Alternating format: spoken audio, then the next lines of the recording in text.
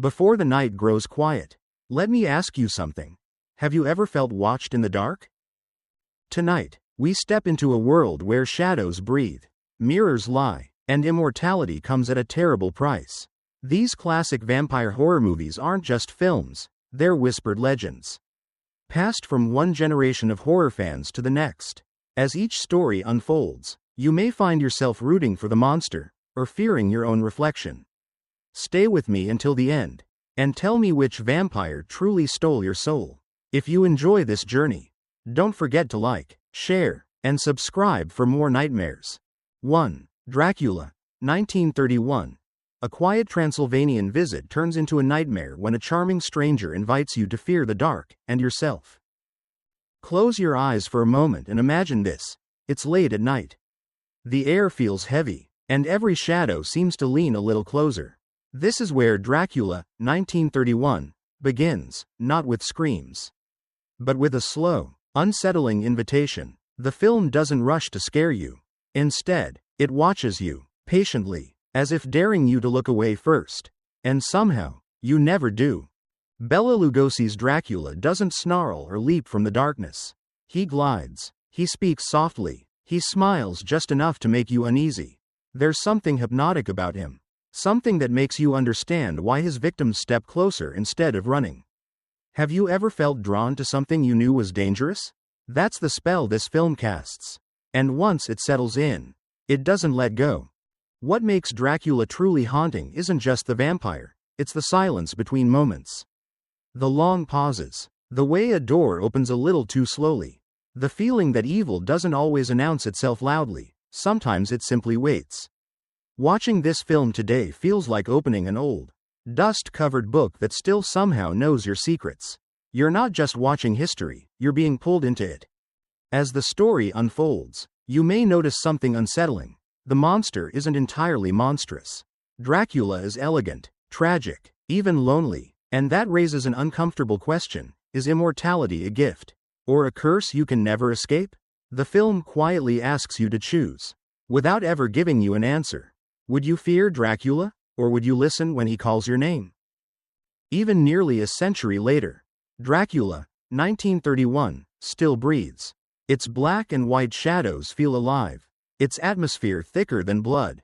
This isn't a movie that relies on gore or shock, it relies on mood, suggestion, and your imagination. And sometimes, what your mind creates is far more terrifying than anything shown on screen. So tell me, when you think of the perfect vampire, is it the savage creature of modern horror, or this calm, aristocratic predator who never raises his voice? Would you survive a night in Dracula's castle, or would curiosity be your downfall? Share your thoughts in the comments, and tell us, does this classic still send chills down your spine? 2. Vampyr, 1932. A wandering soul drifts into a village where dreams bleed into reality, and waking up may be the most dangerous part. Have you ever had a dream that felt too real? One that followed you even after your eyes were open? Vampyr, 1932, feels exactly like that kind of nightmare, slow, fragile, and deeply unsettling. From the very first moments, the film doesn't invite you in politely. It pulls you across an invisible line, where logic fades and fear takes on a soft, ghostly shape. This is not a vampire story told through fangs and screams. It's told through fog, whispers, and empty spaces that seem to watch you back. The world of Vampyr feels unfinished, as if reality itself is decaying. Doors open on their own, shadows move without bodies, faces stare too long, and somewhere in between, a vampire waits, not as a spectacle, but as a quiet, suffocating presence. Have you noticed how the most disturbing fears are often the ones you can't clearly see? As you drift deeper into the film, time begins to lose its grip. Scenes feel disconnected, yet emotionally precise, like fragments of a half-remembered nightmare. At times, you may wonder if the protagonist is even awake, or if you are. There's a famous moment where the camera shows the world from inside a coffin. And suddenly you're not watching a character anymore. You're trapped with him, breathing with him, waiting with him. How did a film made in 1932 understand psychological horror so well? What makes Vampyr unforgettable is its refusal to explain itself. It trusts you to feel instead of understand. The vampire here isn't glamorous or seductive, it's ancient, decayed, and wrong. Evil doesn't chase you, it surrounds you. Patiently, the film suggests that death is not a sudden event, but a slow drifting away from the familiar. And once that drift begins, there's no clear path back. Watching Vampyr today feels like uncovering a cursed artifact. It's quiet, but heavy, subtle, but deeply disturbing. Some viewers find it confusing. Others find it mesmerizing. That divide is exactly what gives it power. This is horror that doesn't shout for attention. It waits until you're alone with your thoughts, then speaks softly. So let me ask you, do you prefer horror that explains its monsters, or horror that leaves you lost inside them? Did Vampyr feel like a masterpiece, or a nightmare you couldn't quite escape? Share your thoughts below, because films like this mean something different to everyone. 3. Horror of Dracula, 1958, when color floods the screen. Blood finally looks alive, and the vampire dares you to stare. Picture this moment. The first flash of red, sharp and shocking, cutting through a world that had been black and white for decades. Horror of Dracula, 1958, doesn't ease you into its nightmare, it awakens you. From the very beginning, the film feels bolder, louder, and more dangerous, as if Dracula himself decided it was time to step out of the shadows and confront you face to face. Are you ready for a vampire who no longer hides? Christopher Lee's Dracula is not a quiet whisper of evil. He is hunger given form. His eyes burn, his movements are sudden, and when he strikes, there's no elegance to soften the blow. Watching him feels like standing too close to a fire, thrilling, terrifying, and impossible to ignore. This Dracula doesn't seduce with words alone, he overwhelms with presence. And once you've seen him, it's hard to forget the feeling. What truly sets Horror of Dracula apart is its energy. The castle doesn't feel ancient and tired, it feels alive, pulsing with danger. Doors slam, candles flicker violently, and every corridor seems to lead closer to death. The film moves with confidence, almost daring you to keep up. It asks a silent question over and over again. How far would you go to destroy pure evil, and what would it cost you? Then there's the battle between Dracula and Van Helsing, portrayed with fierce determination by Peter Cushing. This isn't a polite duel of intellect, it's a desperate struggle between survival and damnation. Faith, science, courage, all collide in a final act that feels raw and physical. You can almost feel the panic, the exhaustion, the fear. Have you ever watched a hero fight and wondered if they were moments away from becoming the monster themselves? For audiences in 1958, this film wasn't just scary, it was revolutionary. Blood looked real, violence felt immediate, horror stopped being distant and became personal. Even today, that intensity still works. Horror of Dracula doesn't rely on modern effects, it relies on momentum, atmosphere, and a vampire who refuses to be ignored. It understands that fear isn't always slow, sometimes it strikes like lightning. So let me ask you, do you prefer your vampires refined and mysterious, or raw and unstoppable like this? Does Christopher Lee's Dracula feel too aggressive, or exactly how a true predator should be? Share your thoughts below, because this film didn't just redefine Dracula, it challenged audiences to face him head-on. 4. Dracula, Prince of Darkness, 1966. 4 travelers seek shelter for one night, and awaken a silence so evil it doesn't need words to kill. There's something deeply unsettling about a place that feels abandoned, yet not empty. From the moment Dracula, Prince of Darkness begins, you sense that this castle has been waiting, not for company, but for blood. Unlike earlier tales, this film doesn't lure you with conversation or charm. It strips Dracula of words entirely, leaving behind something far more terrifying, pure, patient menace. Ask yourself, what frightens you more? A monster that speaks, or one that doesn't need to? Christopher Lee returns as Dracula, but this time he barely says a word, and that silence is deafening. His presence alone fills the screen, turning every glance into a threat. When he moves, it's sudden. When he stands still, it's worse. The film understands a powerful truth about fear, that anticipation can be more painful than action. You're constantly waiting for something to happen, and that waiting becomes the horror. As the travelers settle into the castle, the atmosphere tightens like a slow breath being held. Candlelight flickers against stone walls. Shadows stretch unnaturally long, and you begin to feel trapped alongside them. The film doesn't rush. It lets dread accumulate, layer by layer, until escape feels impossible. Have you ever stayed somewhere that made you uneasy for no clear reason? A place that seemed to reject your presence? What makes Prince of Darkness unforgettable is how it treats evil as inevitable. Dracula isn't hunting wildly, he's reclaiming what was always his. The violence feels ritualistic, almost ancient, as if history itself is repeating. Blood becomes a key, not just a weapon, and once it's spilled, there's no turning back. The film suggests that curiosity, not courage, is what truly dooms us. Visually, the film leans heavily into Gothic beauty, towering castles, mist-covered forests, and suffocating interiors that seem to close in on the characters. Yet beneath that beauty lies decay. This Dracula is no romantic fantasy. He is death with patience. Watching him feels like witnessing a force of nature, cold, unstoppable, and completely indifferent to human suffering.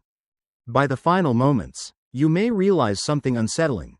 Dracula doesn't need to speak because the castle speaks for him. The darkness, the silence, the inevitability, all of it whispers the same message. You were never meant to survive. So tell me, do you find this silent Dracula more terrifying than his talkative predecessors? Does removing his voice make him feel stronger or less human? And if you were offered shelter for the night in a place like this, would you stay, or trust your fear and run? Share your thoughts below. 5. Salem's Lot, 1979. A quiet American town goes to sleep, and wakes up realizing evil has learned its street names. Imagine returning home and sensing that something is wrong. Even before you know why. The streets look the same. The houses haven't moved, yet the air feels heavier. Like the town itself is holding its breath. Salem's Lot, 1979, begins exactly there, with familiarity turning slowly, almost politely, into dread, and once that shift happens, there's no going back. Have you ever felt that chill? The moment you realize a place you trust no longer belongs to you? What makes Salem's Lot so disturbing isn't sudden violence, it's the slow corruption of everyday life. This isn't a distant castle in Europe or a myth whispered in ancient texts. This is America. Front porches, school buses, friendly neighbors, and one by one, those familiar faces begin to change. The horror creeps in quietly, like an infection spreading through the bloodstream of the town. By the time you notice it clearly, it's already everywhere. The vampire here isn't flashy or romantic. He's patient, strategic. He understands something terrifying about people, that isolation makes them vulnerable. And routine makes them blind. Windows become thresholds between safety and death. Invitations become weapons. And the most unforgettable image, a child floating outside a bedroom window, tapping softly on the glass, still haunts viewers decades later. Would you open the window, if it was someone you loved? As the story unfolds, fear becomes communal. The town doesn't just face a monster, it faces disbelief, denial, and the terrifying cost of speaking up too late. Salem's Lot understands that horror thrives when people refuse to accept the impossible. Evil doesn't need everyone to believe in it, it only needs enough time. And that idea lingers long after the film ends. There's a sadness beneath the terror. 2. Watching Salem's Lot fall feels like witnessing the death of innocence. The film asks a painful question. What happens when the place that raised you becomes unrecognizable? When home turns hostile, the vampire isn't just draining blood, he's draining trust, memory, and identity. By the end, survival feels less like victory and more like escape. Even today, Salem's Lot feels uncomfortably close. It doesn't rely on spectacle, it relies on the fear that evil could live next door. Quietly learning your habits, it reminds us that monsters don't always arrive with thunder, sometimes they arrive with moving trucks and polite smiles. So tell me, which scares you more, a powerful vampire, or a town that slowly chooses not to see him? Do you think you'd recognize the danger in time, or would routine lull you into silence? Share your thoughts below, and tell us, would you survive a night in Salem's Lot? 6. The Lost Boys, 1987, A beach town promises endless youth, but asks one dangerous question in return. Would you live forever if it meant losing your soul? The first thing you notice is the wind. It rushes through Santa Carla like a warning you're not meant to understand yet. The Lost Boys doesn't open like a traditional horror film, it opens like temptation. Neon lights, loud music, motorcycles tearing through the night. It feels alive, rebellious, intoxicating, and before you realize it, you're already leaning in. Haven't you ever wanted to belong somewhere that felt this electric? This is a vampire story soaked in youth and rebellion. The monsters here don't hide in castles or coffins, they hang out on the boardwalk. Smirk from the shadows, and dare you to follow them. Their immortality looks thrilling at first, no rules, no parents, no consequences. But that's the trick, isn't it? The Lost Boys understands that the most dangerous evil doesn't frighten you, it invites you. As the brothers at the center of the story are pulled deeper into this world, the tone slowly shifts, the music gets darker, the smiles last a little too long, and suddenly, freedom starts to feel like a trap. The film plays with that uncomfortable moment when fun turns into fear. When you realize you've crossed a line without noticing. Have you ever looked back and wondered when things started going wrong? What makes The Lost Boys unforgettable is its balance. It's funny, stylish, and full of attitude, yet beneath that surface lies real horror. The vampires aren't tragic poets or ancient demons. They're predators dressed as friends. And that makes them far more unsettling. The film asks a question that hits hard. Especially when you're young. Is growing up scarier than becoming a monster? There's also a strong sense of family woven through the chaos. Amid the jokes and bloodshed, the film reminds us that survival often comes down to loyalty, to who stands with you when the illusion shatters. The final act explodes into wild energy, but the emotional core remains surprisingly grounded. This isn't just about killing vampires. It's about choosing who you want to be. Even decades later, The Lost Boys still feels alive. Its style influenced generations of vampire stories, but its message remains timeless. Eternal youth sounds beautiful until you realize what it costs. The film leaves you buzzing, entertained, and slightly unsettled, like the night ended. But the feeling didn't. So let me ask you, would you take the offer if it was placed right in front of you? Endless nights, no aging, no rules, just one small bite. Is The Lost Boys more fun than frightening? Or is that exactly why it works so well? Drop your thoughts below and tell us. Would you resist the call? 7. Near Dark, 1987. One wrong night on an empty highway pulls you into a family that feeds on blood and never stops moving. It starts like a lonely road movie. The kind where silence stretches forever and the headlights barely keep fear away. Near Dark doesn't announce itself as a vampire story. It lets you sink into the dust, the darkness, the quiet hum of the night before revealing its true nature. And when it does, it hits hard. Have you ever made a single decision that changed everything, before you even understood the cost? This film reimagines vampires as drifters. Nomads cursed to roam the American backroads. No castles, no elegance, just stolen cars, broken towns, and hunger that never sleeps. These vampires don't romanticize immortality, they endure it. Watching them feels less like witnessing monsters and more like encountering a dangerous cult. Bound together by blood and survival, the horror comes not from what they are, but from how human they still seem. The family at the center of Near Dark is unforgettable. They argue, joke, and protect each other with disturbing loyalty.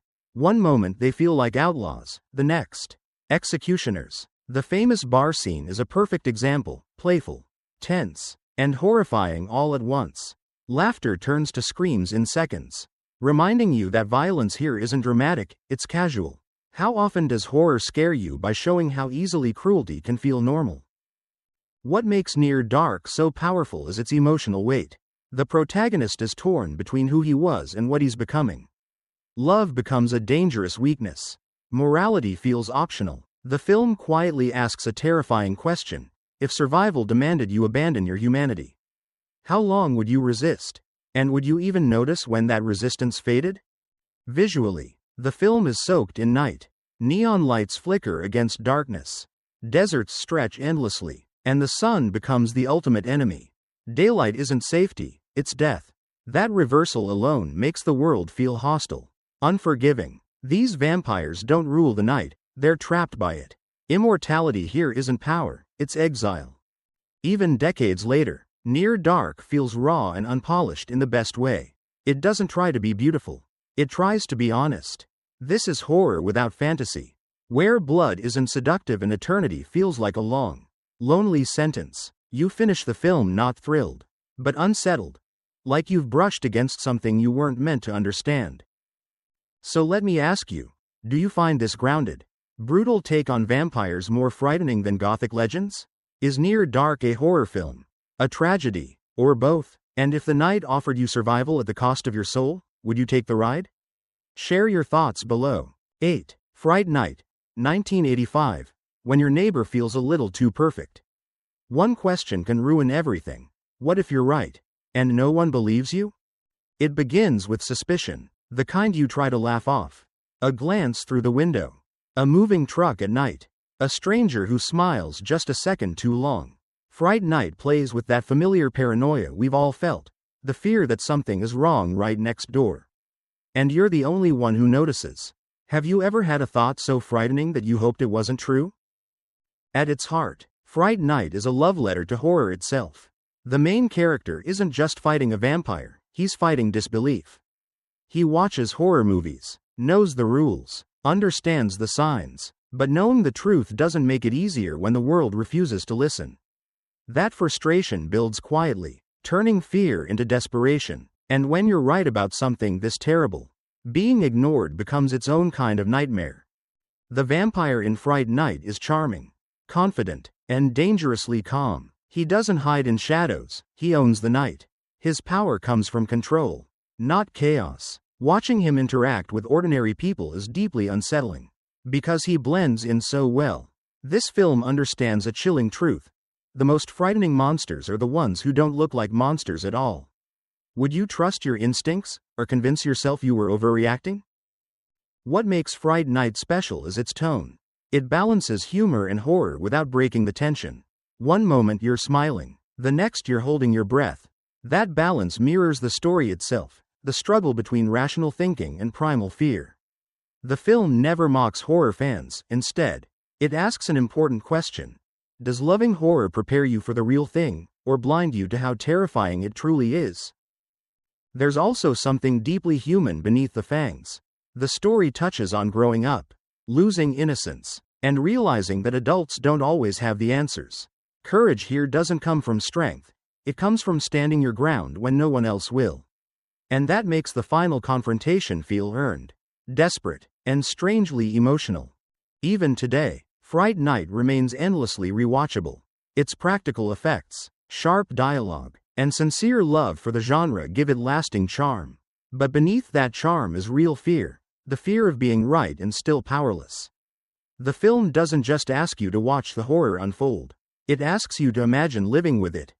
So tell me, if you discovered the truth about someone close to you, would you speak up, even if everyone laughed? Is Fright Night more frightening because it's fun, or because it feels possible? And most importantly, would you invite your neighbor in after sunset? Share your thoughts below. 9. Interview with the Vampire, 1994. An immortal confesses his sins, daring you to decide who the real monster is, the vampire, or the man he once was. What if a stranger sat across from you in a quiet room and began telling a story that lasted centuries? Interview with the Vampire opens like a secret finally spoken aloud, heavy with regret and longing. From the first whispered confession, you're not watching a horror movie, you're listening to a soul unravel. And once the story begins, it refuses to let you remain a passive listener.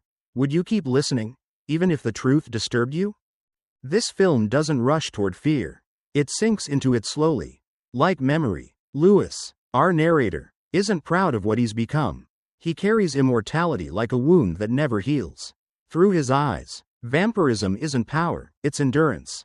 Hunger clashes with conscience, time erodes meaning, and the longer he lives, the heavier existence becomes. Have you ever wished for something, only to realize it would destroy you once you had it? Then there's Lestat, charismatic, cruel, intoxicating, He embraces immortality with open arms, mocking guilt and celebrating survival. Watching him feels dangerous because he makes darkness look honest, even liberating. He doesn't pretend to be good. He simply is. The tension between Lewis and Lestat isn't just conflict, it's philosophy. Is morality a weakness? Or is it the last thing that makes us human?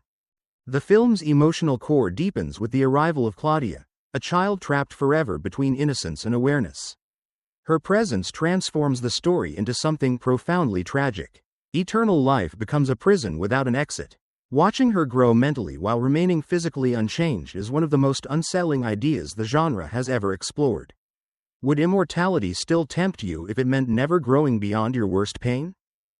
Visually, Interview with the Vampire is lush and haunting. Candlelit rooms, decaying elegance, cities that rise and fall while the characters remain unchanged. Time moves forward, but they don't, and that's the curse. The horror isn't in the bloodshed, it's in watching centuries pass while meaning slips through their fingers. This film understands that eternity isn't terrifying because it's endless, it's terrifying because it's empty. By the time the interview nears its end, something uncomfortable happens. You realize the story wasn't meant to warn you. It was meant to seduce you. To see if, after everything, you still wanted what Lewis has. The final moments don't give answers, they leave you exposed, questioning your own desires. So tell me, do you see Interview with the Vampire as a tragic love story? A horror film? Or a philosophical confession? Who do you sympathize with more, Lewis or Lestat? And if immortality came with unbearable loneliness, would you still choose it? Share your thoughts below, because this story lives on through those who listen. 10. Let the Right One In. 2008, a lonely winter friendship offers warmth, but quietly asks you how much darkness you'd accept just to feel seen. The first thing you notice is the cold, not just the snow-covered streets, but the emotional frost that settles into every frame. Let the Right One In doesn't rush to frighten you. It sits beside you, silently, like a secret waiting to be shared. This is a vampire story that begins with loneliness. And that's what makes it so dangerous. Have you ever been so alone that you'd accept anything, anyone, just to feel understood? At the heart of the film is a fragile connection between two outsiders. One is bullied, isolated, desperate for belonging. The other is ageless, careful, and hiding something monstrous beneath a calm surface. Their bond forms slowly, almost innocently, and that's where the unease creeps in. You're not asked to fear the vampire right away. You're asked to care, and once you do, the rules change.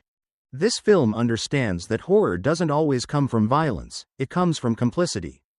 As their friendship deepens, you begin to question your own reactions.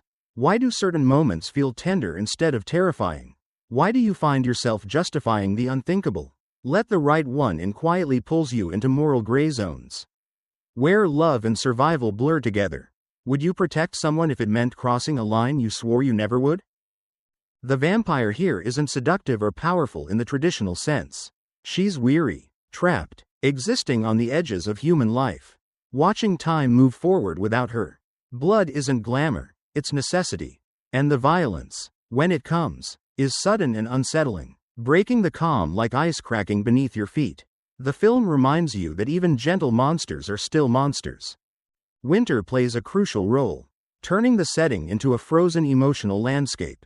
Snow muffles sound, darkness lingers longer, isolation feels complete. The world itself seems indifferent, allowing terrible things to happen quietly. That silence is haunting. It gives you space to think, and that's where the film truly gets under your skin.